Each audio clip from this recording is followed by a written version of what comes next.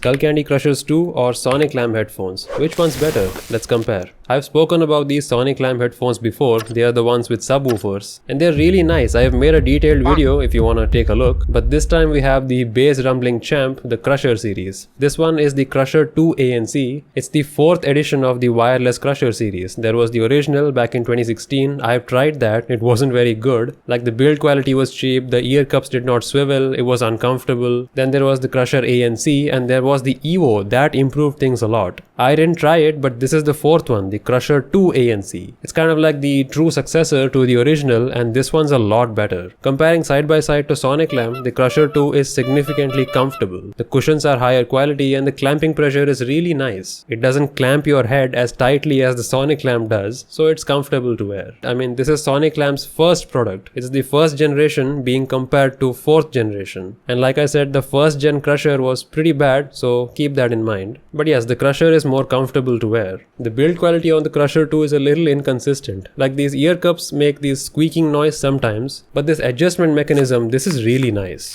It doesn't really seem well polished even for this price, which is strange. The Sonic Lamb's plastics are comparable in quality, but it doesn't creak or make any kind of weird noises. The buttons on the Crusher are easier to feel and they are much nicer to press as well. This toggle switch is pretty weird though. Like, you enable and disable ANC with this. It's kind of a spring-loaded switch mechanism. I don't know if I like it. Oh, and speaking of ANC, the Sonic Lamb doesn't have any of that. But honestly, even the Crusher's ANC isn't anything that great. Like, I tried it outdoors and I could barely tell the difference. And when some music was playing, I could literally tell no difference. So it's not really significant enough for you to make a choice based on that. What is significant though is the sound quality. Now, if we talk about the rumbling experience, the Crushers are known for their vibrations. And the Sonic Lamb one has subwoofers which also produces vibrations, but the Crusher is a lot stronger. But interestingly, I noticed something about the Crusher. At higher volumes above 50%, it's actually very inaccurate for bass. Not only will it completely demolish the mid-range, as you can clearly see here, it'll also add extra rumbling where there's not supposed to be any.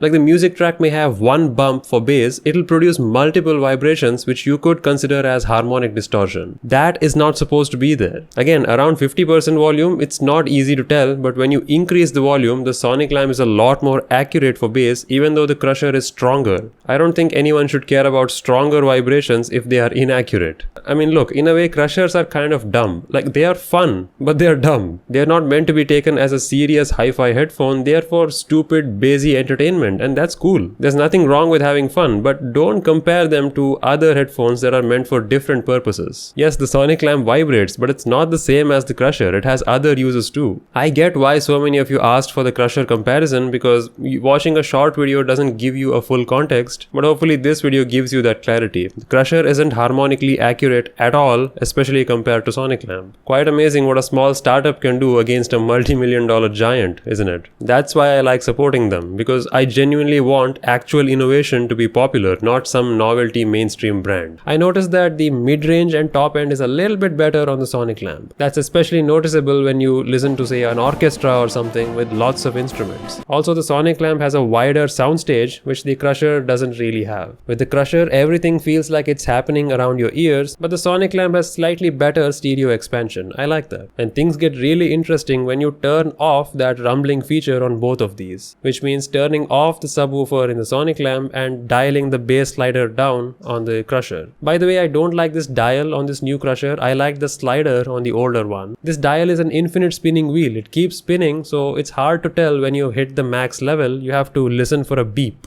That's stupid. Just keep a mechanical slider. The old one was better.